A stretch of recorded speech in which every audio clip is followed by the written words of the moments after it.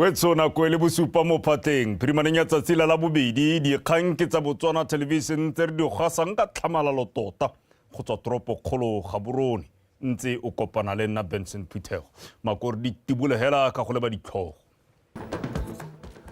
Maloko a lekgotla la babereki la bopeu a rotloediwa go tlotla le go tsaya tiro ya bone ka tlhoafalo go thusa jalo go ntsha maduo.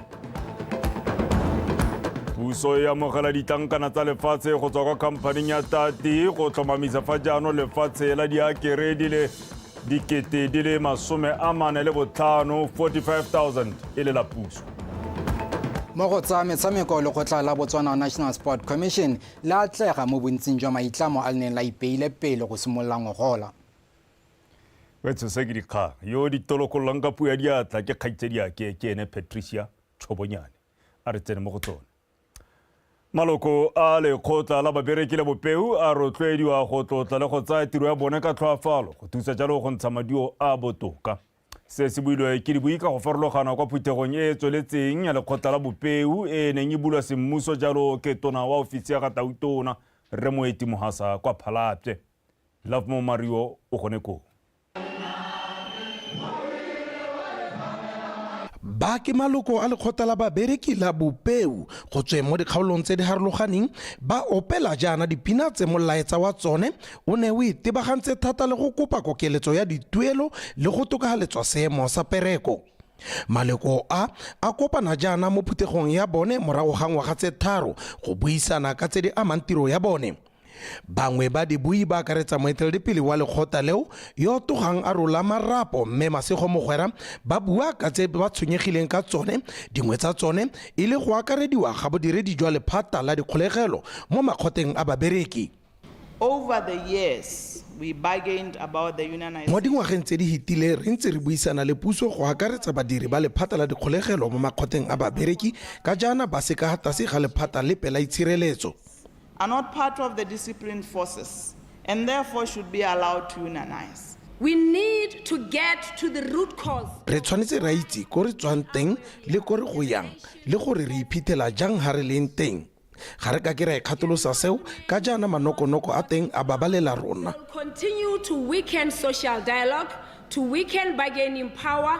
Puso e tlhalosa ga e eme sente mo dikganyeng tsa go dirisanya sente thata le makgotla a babereki go thusa go tokagatsa seemo sa pereko le go sala morago melao ya makgotla a mahatshehatshe go tlhokomela babereki.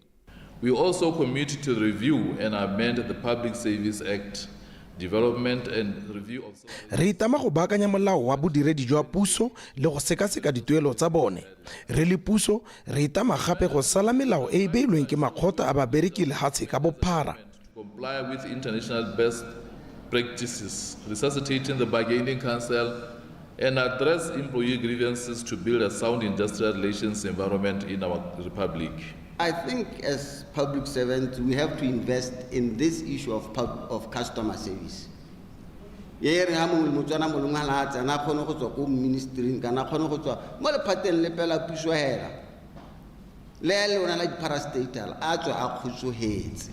Maloko ba kopile gore puso e hetole tsamaiso ya makalana a puso a ikemetseng ka nosi kana parastatals ka jaana go utwalega tshenyetso setšhaba e ntsi thata go go one. Phuthego e tshwereng ka tase ga sethogo se se reng go rotloetsa pereko e siameng mo malatsi a kgololesego le tekatekano e tla wela ka labone beke eno morago ga go thopiwa ga komiti e ntšha e tla etelelang pele lekgotla le la babereki mo ngwageng tse tharo. Love Mo Mario, Botswana Television, Phalapye.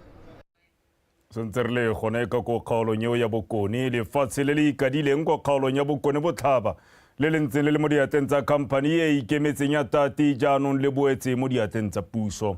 E ne ya re maabane puso ya amogela ditankana tsa lefatshe leo kgotsa title deed go tsweng kwa khampaning eo ya Tati go tlhomamisa fa jaanong go fetoletse tsamaiso ya lefatshe leo la diakere di le 45,000 45,000 hectares kwa pusong gore jaanong ke lefatshe la puso morago ga tumalano ya theko e lopileng jalo sedikadike ga di le sephatlo 1.4 billion pula. Bethany Mando wa bega. Mookamedi wa khamphani ya Tati re o gaisitse kgama jaaka rola ditankana le mekwalo ya lehatshe e fetolelang go nna la puso. Lehatshe la beng ke gore freehold land le ntse le le mo diateng tsa company eo ba sale ba lehiwa mahala ka taolo ya puso ya nako eo mo kgaolong ya Tati ka ngwaga wa 1911. Le fa go ntse jalo, tona wa lehatshe le temothuo Dr. Marcus Chimbombi a re jaaka lefatshe le boetse mo beng ba lone go tla thusa go rarabolola dikgwetlho tsa tlhaelo ya lehatshe mo kgaolong ya Bokone Bothaba. Se diragalang gompieno ke theko ya bohelo ya lehatshe le neng le ko Tati company. Go raya gore go tloga gompieno ga gona lehatshe le Tati company e tla bong e re ke la yone mo kgaolong e. Ha ile gore e na le lehatshe e tla be e na le mahatshe kwa e nang le one teng. Mme se re se dirang gompieno ke go amogela lehatshe lotlhe le neng le saletse Tati company. Part of the sale is government's intention to invest in Francistown by expanding the CBD southwards, as was done in Gaborone. This is very much needed. Mapalamente a Tati East le Tati West a itumelela ditsotse mme hela ba santse ba papa le badi la go tseelwa lehatshe se ka fa tsamaisong.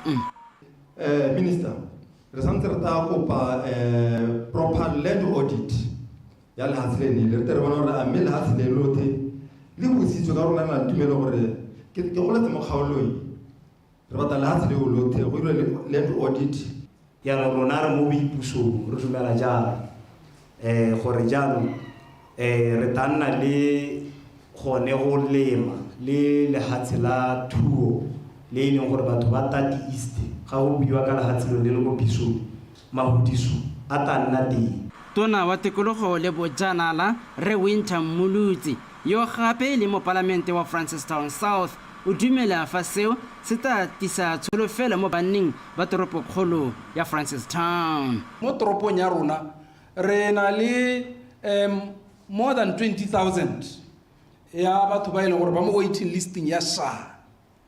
And tumelo ya rona ke gone gore e ta re mo nakong e sa hediseng pelo ka gore jaanong re na le lehatshe goromento wa rona will expedite the needful ya gore lehatshe le le diro tse di ka dirwang mo go lone le tele kgone gore le neelwe Batswana.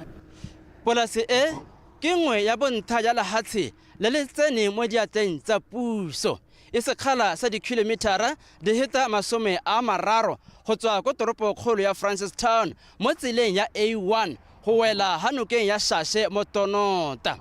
Mme go bo puso e tsere tshwetso ya go reka lehatshe mo company ya Tati seo se hedisa gothelele gore company ya Tati ibo e na le lehatshe la beng ke gore freehold mo kgaolong e ka kwano ya Bokone Bothaba.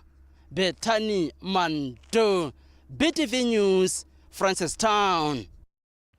Tona mafatshe a sele Dr. Penyo Butale a re puso e ikelela go tlhabolola ditsamaiso tsa tirisano ya lefatshe leno le mafatshe a mangwe gore di ikege thata ka puso ya batho ka batho le gona go tlotla ditshwanelo tsa setho ebile di eteleditse pele matshelo a batho le go tsanya lefatshe leno le makalana a dirisanang nago.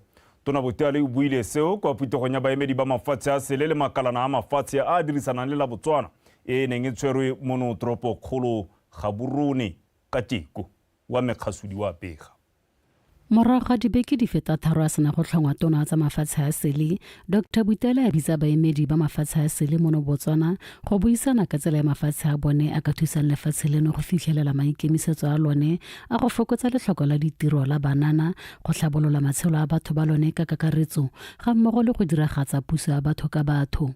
Dingwe tsa tsa dumelang di ka thusa lephata la gago go diragatsa toro ya lone ke go tiisa botsalano jwa lefatshe leno le a mangwe le go ngokela babeeletsi mo Botswana go tlhoma madirelo mo mehameng e farologaneng ya itsholelo. In addressing the critical issue of youth unemployment, the government is dedicated to actively pursuing economic diplomacy. Go itebaganya le kgang ya letlhoko la ditiro la banana, puso e ikemiseditse go ngokela babeeletsi ba ba nang le kgatlhego ya go tlhoma madirelo mono le gone go tlhama mebereko. Maiteko a rona go tlhabolola itsholelo ya lefatshe leno a tla ikaega thata ka go batla mebaraka le go rekisa dithoto tse di dirilweng mono ka mafatsheng a mangwe. Re tla dira ditumelano tse dišwa le botsalano le mafatshe a mangwe gore go nne motlhofo go rekisa dithoto di tshwana diaparo, nama ya kgomo le tsa temothuo kwa go one. And fostering relationships with other countries to facilitate the export of our goods such as beef, textiles, and various agricultural products. We are ready to work with the governments in achieving of its agenda at bilateral and multilateral relations in order to facilitate the promotion of peace. Re ipakanyeditse go bereka le puso go diragatsa maikemisetso a yone le go rotloetsa kagiso le dula puso ya batho ka batho, tsamaiso ya puso e lolameng go tlotla ditshwanelo tsa setho le go tiisa botsalano jwa mafatshe a rona le la Botswana le makgotla a mafatshe.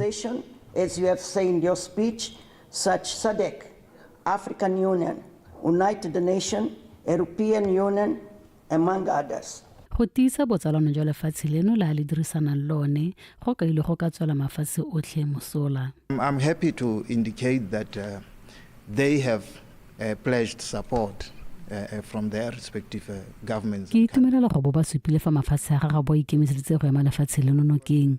Thuso e ba re thusang ka yone e tlile go solegela molemo lefatshe leno le ya bone tota. Re ka rekisa dithoto tsa rona ka mafatsheng a bone kgotsa bone ba re rekisetsa tse di tswang kwa go a bone. Can sell products to us. This is the kind of interaction or relationship that we want to have with other countries around the world. Bokopano jo botla ka nako e maleba e tautona lefatshe leno Advocate Duma Boko a beileng Batswana pele maikemisetso a puso a go ntsha maduo a bonalang mo malatsing a ntlha a le lekgolo morago ga go tlhomiwa semmuso. Me fa re tswelela le dikgang tsa rona mothusatono wa ditlhaeletsano le dithamo Reshon Nthaile a re go ruta bana ba dikolo go dirisa maranyane ka kelello le pabalesego go ba thusa go iphemela mo dilalomeng tse di a dirisang go thukutha le go tlhorontsha ba bangwe maikutlo. Tona Nthaile o buile se jaaka na bela bana ba dikolo tse dikgolwane di le nne di etsele morago ga phadisano mo dipuisanong tse di neng di wetsa kgwedi ya mafatshe-fatshe ya go ruta badirisi ka botlhokwa jwa go itshireletsa mo maranyaneng. Ke o lebogile ra dipotsane wa bega. Dikolo mo Botswana hela jaaka tsa mahatshe a mangwe di ikaegile ka tiriso ya maranyane go ruta baithuti le go dira ditiro tse dingwe tse di botlhokwa. Selo se se ka bayang dikolo le baithuti mo diphatseng tsa go thaselwa ke dirukuthi tsa maranyane. Ke ka moo kgwedi ya go tsibusa setšhaba le baithuti ka go itshireletsa mo borukuting ja maranyane e tebagantse le go ba ruta ka botlhokwa ja go saela ditaelo morago tse di diretsweng go babalela badirisi ba maranyane mo dilalomeng. They are the most tech-savvy generation and therefore are the most at risk of cyber incidents. But also because of their tech-savvy nature, they are the most... Le itse go dirisa maranyane go gaisa bothe ebile le na le bokgoni ja go taka ditharabololo tse di ka lwantshang borukuthi ja maranyane. Mo ke maikarabelo a dikolo tse nne tse di thopilweng go rutwa ka itshireletso mo maranyaneng go itisa molaetsa.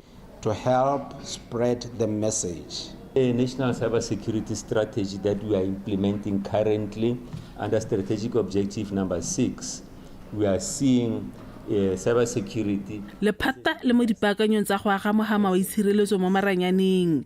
Ka mo ke le rotloetsa go ithuta thata gore le tsoge le aga dikhumo ka mogama o. Like yourselves, you are growing up to be adults of tomorrow. Ithuti ba rekeletso ya bone ke go bereka mo mahameng wa itshireletso ya maranyane. What I understand about cybersecurity. Ke tlhaloganya gore re tshwanetse go tsibosa ba bangwe ka diphase tse di ka tsisiwang ke tiriso ya maranyane. Shared online. Basically, the whole competition was a debate about cybersecurity. Looking at the different complexities of cybersecurity, looking at policy-wise, especially because cybersecurity. Re ngangisana ka ditsela tse di harologanyeng tsa go itlhokomela mo maranyaneng le go takamano ya melao e ka dirwang ka kgang eo. While still maintaining privacy for people. So what I understand is cybersecurity is the process whereby we protect our data. So it's very important because we live in a digital era. So most of us, we are transitioning from... Go ithuta ka borukuthi ja maranyane go ka re thusa go ipabalela le gore ka moso re babalele meamuso ya puso. About cybersecurity is us protecting ourselves, us protecting the government and also big institutions. I think the cyber field is a field that I'm very interested in because one, I... Go botlhokwa gore re le bo mme re se ka ra sala ko morago mo dithutong tse. Ebile se se nte ka dithuto tse ke gore ha re setse re bereka re ka amogela madi a mantsi. Can also do what is known to be predominantly done by men. Batsadi ba kopile go ba leitho tiriso ya maranyane mo baneng mo go heteletseng ka jaana ka ba matshelo a bone mo diphatseng. Ke o lebogile ra dipotsane Botswana Television ga boroni.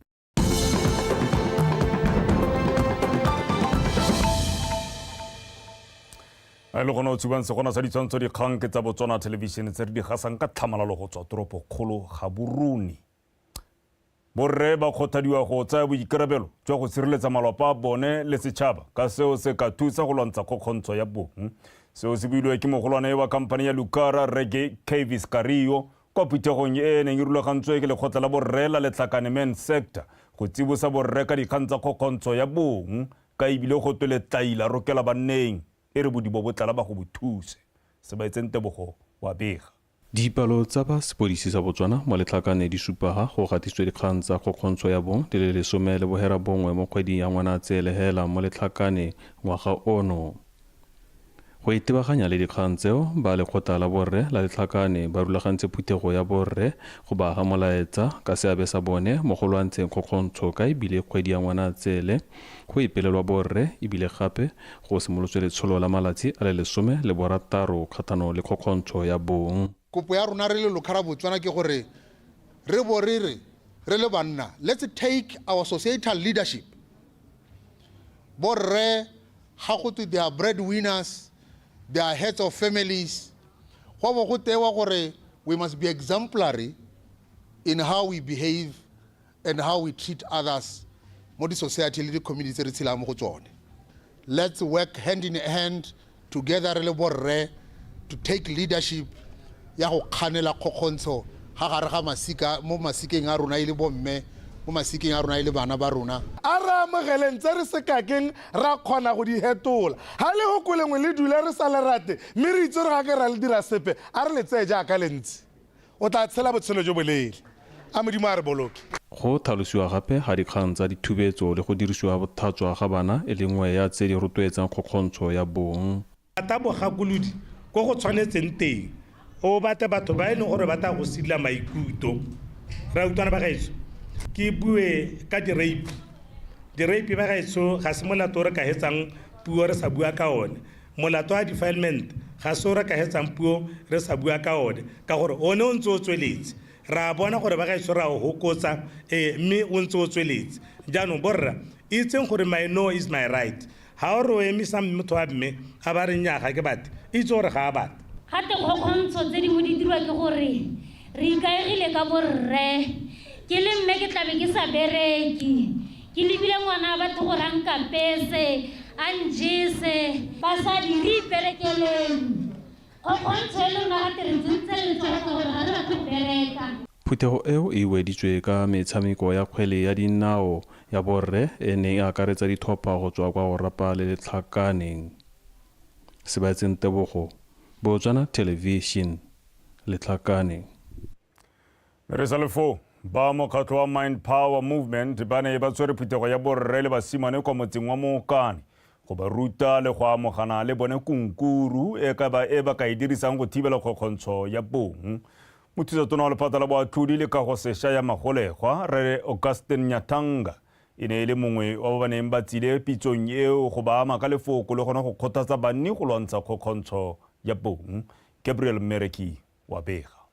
Pitso ya borre le basimane e ne e dirilwe tsela ya go rotloetsa borre le basimane gore ba ntshe magatha a bone ka dikgang tsa kgokgontsho ba phuthologile. Kokoano e ne e rulagantswe ke ba mokgatlho o ikemetseng wa Mind Power ba tshwaragane le mokgatlo o ikemetseng wa dithuso go tswa lefatsheng la America wa Peace Corps. So I've been collaborating with Mind Power Movement. Ke ntse ke itshwaragantse le ba mokgatlo wa Mind Power le ba na le seabe ba bangwe go rulaganya tiro e. Maikelo a rona e ne e le go tisa borre le basimane go ta go rera dikgang tsa go kgontsho ya bong. Re ne ra tsaya tshwetso ya go e tshwara gompieno le bile malatsi a 16 a thibelwa go kgontsho ya bong. Mme ke ngwe ditiragalo tse re tla di dira mo motseng wa rona. It's a part of a series of events our community is putting on.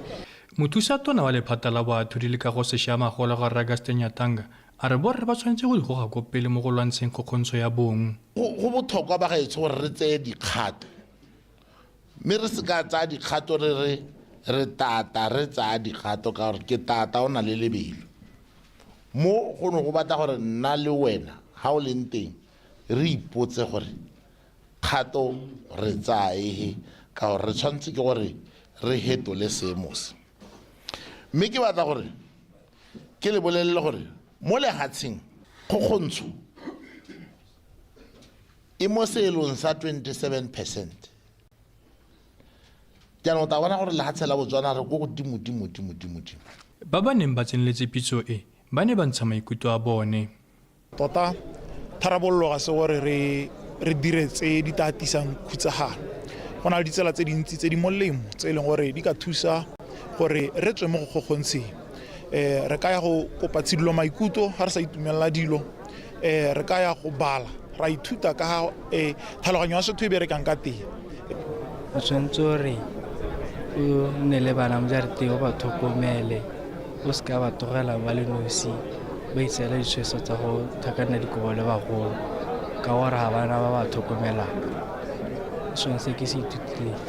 Ke ithutile gore motho a rre gore a tswe mo bokgokgontshing kana a se ka gokgontshega mo maikutlong a cheke a thole di-sectara tsa itshidilo maikutlo le bothe ba ba maleba ba ba ka sidilang maikutlo jaaka bomma boipelego le gore e re ha tshela le mmata a gago ba ithute go neela le magopo a molemo. Borre le basimane ba kgothaditse go arogana matshwenyego le mathata a bone le ba ba maleba gore ba bone ditharabololo ka potako. Gabriel Mereki, Botswana Television, Mokane.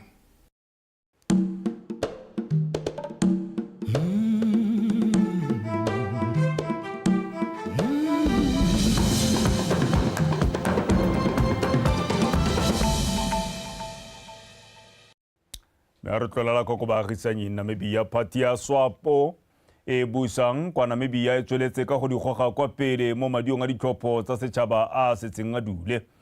Phati eo e sala jaaka ena mo pusong morago ga go tsaya boipuso ka ngwaga wa 1990 go tsweng mo mmusong wa pele wa tlhaolele wa Aforika Borwa. Fa SWAPO e ka fenya Menetumbo Nandi Ndaitwah yo dingwaga tse 72 e tla wele tautona wa ntlha wa mme kwa lefatsheng leo mme seo go bolelwa e tla bo e le ditso.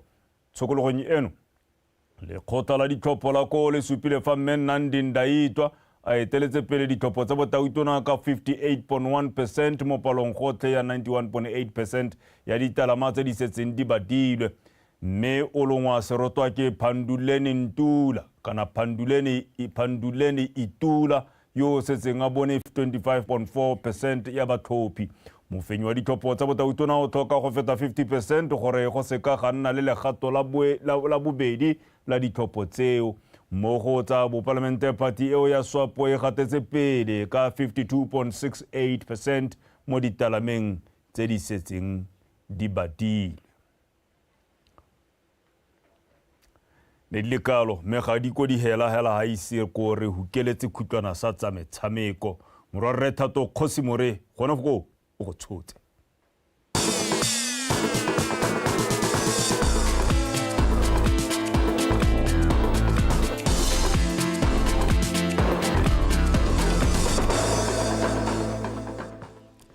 ke go utlwa sentle Benson Phuthego maatlametlo a modisa ke go di gorosa ke bula jalo Thato Kgosimore ke tla ka tsa metshameko tsa Botswana tonight a re lebepego e di gogang kwa pele mookamedi wa lekgotla la Botswana National Sport Commission Tuelo Serufom a re mo godimo ga gore lekgotla leo le fitlheletse bontsi jwa maitlamo a le la ipeile pele go simolola ngogola o itumelela gore ga se batshameki fela ba ba dirileng bontle mme le ba tsamaisa metshameko ba ne ba nna le sebaka sa go ya go tsamaisa dikgaisanyo tsa maemo a kwa godimo a tlhalosa fa seo e le phitlhelelo e kgolo mo metshamekong ya lefatshe leno Serufo o tlhalositse se kwa phuthegong ya ngwaga le ngwaga ya lekgotla la BNC maabane mono Gaborone Katlego Kgakole. Serufo o tsweletsa a tlhalosa fa phitlhelelo eo ya batsamaisa metshameko e tsamaelana le maitlamo a bone a go tlhabolola batshameki le batsamaisa metshameko ba monogae gore ba nne le seabe mo go tlotlomatseng lefatshe leno ka go tsaya karolo mo dikgaisanong tsa mafatshe a tlatsa ka gore ba tla dira ka gotlhe go ba ema nokeng mo leetong la bone la metshameko. The next one was the number of active officials at the highest level. Our target was 130, we were at 125. We've had new entrants in the space now coming to even the last couple of months. The chair did speak to some of our officials officiating at the Olympic Games. For example, Dorothy Okach was doing so for the first time. I suppose, if I'm not mistaken, basketball. She was the first person from basketball to officiate at the Olympic Games from Botswana. Mo go tlhabolleng mabala a metshameko le go aga dikago tse lekgotla la BNC le ka itirelang letseno ka tsone mookamedi yo a re ba itlamile gore ba tla tlhabolola mabala a metshameko ka go farologana gore lefatshe leno le se ka la nna mo boraing jwa go iphitlhela le tshameka dikgaisano tsa ditlhopha tsa setšhaba kwa mafatsheng a sele jaaka go diragala mo mafatsheng a mangwe a mabapi. We have recently advertised for expressions of interest to develop a shopping center on the piece of land that is popularly known as the Notwane Grounds. There is a 3 million pula for Molepolole Stadium. The procurement is ongoing with respect to that. There was 10 million pula that was availed to refurbish and upgrade Lobatsa Stadium. Unfortunately, government effected some budgetary cuts, and Lobatsa was affected as some 4.5 out of the 10 million pula was taken from Lobatsa. So essentially, it means our scope has now been reduced. Tsholofelo ke gore lekgotla la Botswana National Sports Commission le fitlhelele tsotlhe tse ba di ipeileng pele gore lefatshe leno le tswelele ka go dira bontle mo dikgaisanong tsa mafatshe selo se se ka tlhabololang batshameki le batsamaisa metshameko jaaka bangwe ba bone ba itshetsa ka metshameko. Katlego Kgakole, PTV Sport, Gaborone. Fa re tswelela moanamisa mafoko wa lekgotla la Botswana Swimming Sports Association Gwen Herim o rotloeditse setlhopha sa setšhaba se seng go phadisana kwa kgaisanyong ya Africa Aquatics Zone 6 Swimming and Open Water Championship go nna ke letlhoko mo go se ba sejang gore ba heme dikgang tsa go dirisa diritibatsi tse di sa letlelelweng mo metshamekong. Herim o buile se kwa moletlong wa go tsamaisa setlhopha sentle ka Sontaga mono Gaborone pele se le ba kwa Windhoek Namibia go rata moeng. Setlhopha seo se sagilweng ke bathumi ba le 19 se a go tsaya karolo mo dikgaisanong tsa go godisa motshameko go tswa kwa moding le mafatshe a mangwe a SADC a le 14 ka maikaelelo a go baakanyetsa dikgaisano tsa Africa Junior le Senior Championship. Is that our athletes are exposed to dangers and risks. And we thought that going forward that it's very important. Re lemogile gore batshameki ba mo diphatseng jaaka ba tsamaya jang. Jaanong re eletsa gore le itlhokomele mo go se le sejang le mo go se le difiwang ke ba bangwe gore le ska la tloga la tsena mo diphatseng tsa diritibatsi tse di sa letlelelweng mo metshamekong. So we just thought it would be a wise thing for us just to re-emphasize certain things. First of all, I just want to say that as swimmers, your coaches have already shared with you the dangers of taking substances that may be on a banned list. And I won't go through what's banned or what's on the banned list, because as the BSSA, we assume that your coaches have already shared this information with you, also your parents as well. So for the first timers on tour, I just want to encourage you that be careful of what you take, be careful of what you share amongst each other, even as small as taking a painkiller.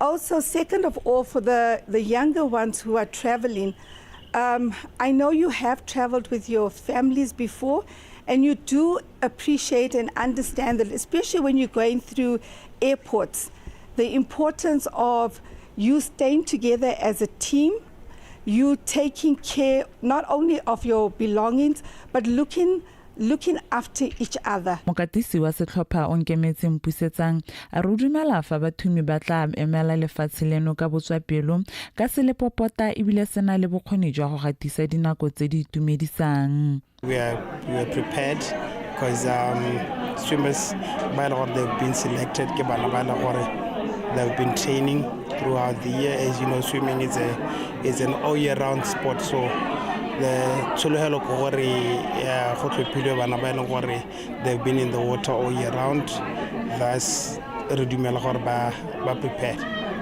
Tota like re gone go buiwa earlier, medal is a cherry on top.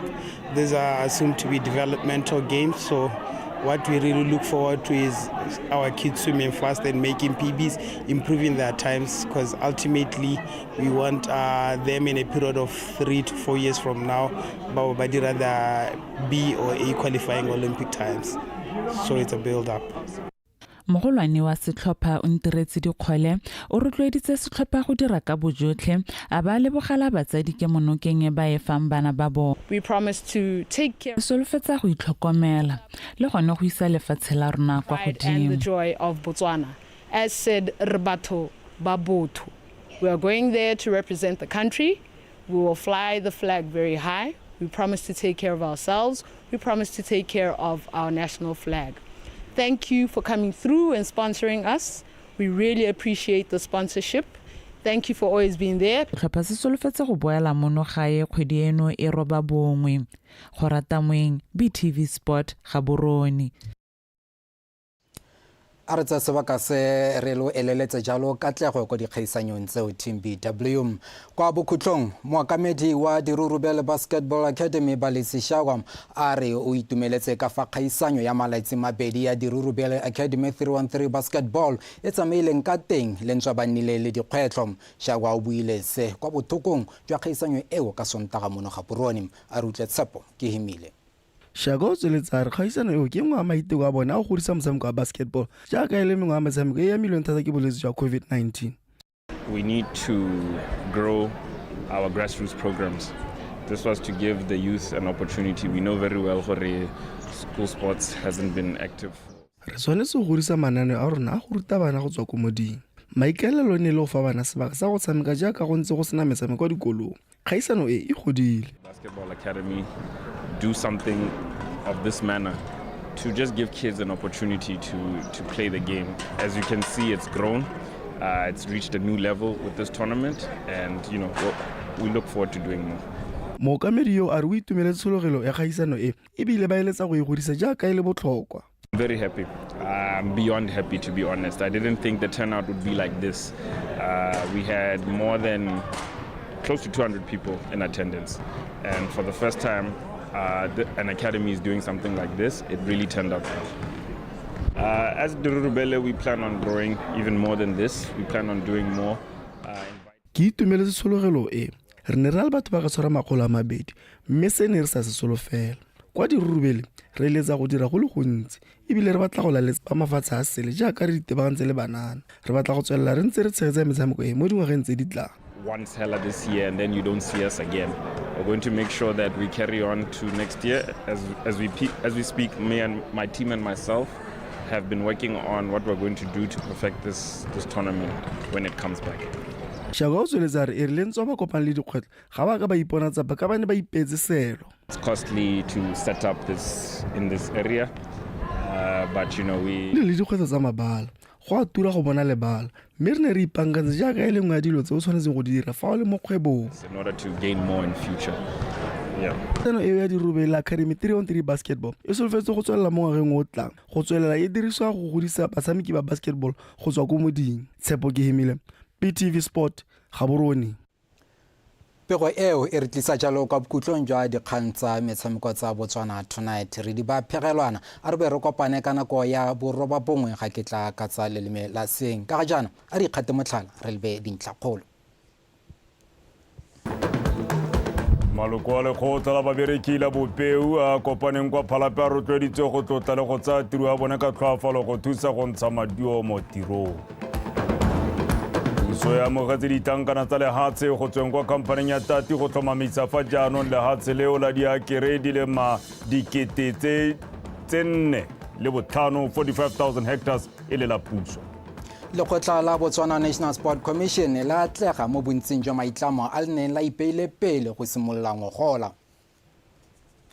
We tsone di le kalo ga go di fela nako gangwe le gape ke yone ya bong e le mabifi ra kogela ka go batepolwapi go utlwa ka maemo a bosa ka gore o mogote ke o ntshanoga mo mosimeng a re metsi go bollo.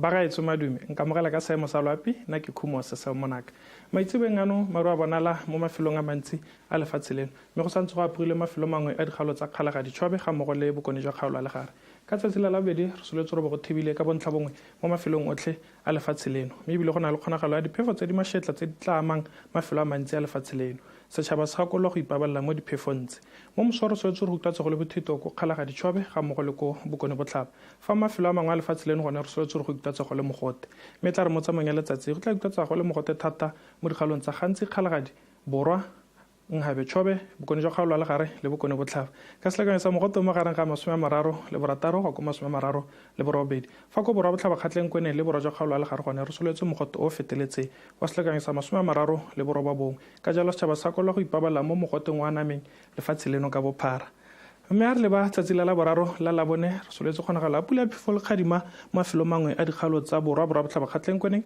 go itlwatsa go le mogote o feteletseng ka tsatsi la boraro ko gantsi le kgalagadi gone re soletse kgonagalo a pula phefo le kgadima mafelo mangwe ka tsatsi la boraro la labone mme go tla itlwatsa go le mogote o feteletseng ko kgaolong ya kgalagadi ka tsatsi la boraro ko Tšhobeleng gabe gone re soletse kgonagalo a pula phefo le kgadima mafelo mangwe ka tsatsi la labone go itlwatsa go le mogote o feteletseng fa ko borwa jwa kgaolo a legare gone re soletse kgonagalo a pula phefo le kgadima ka tsatsi la boraro la labone go ikutlwatsa go le mogote o feteletseng betso ne ke le tshwaretse go le kalo a ne boroko.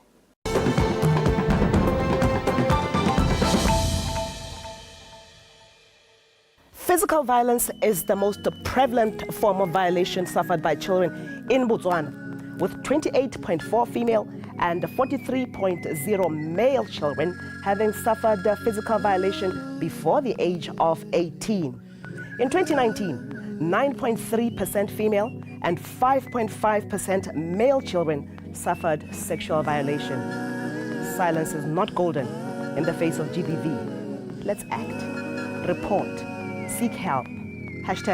#no excuse. Bakanyi kwetu, atileshezeni kwisana mumisha. Tibakisaneni zwiyanana. Kunyalala muzikane zwe GBV. Kopapidza koga matata. #kumbila tuso.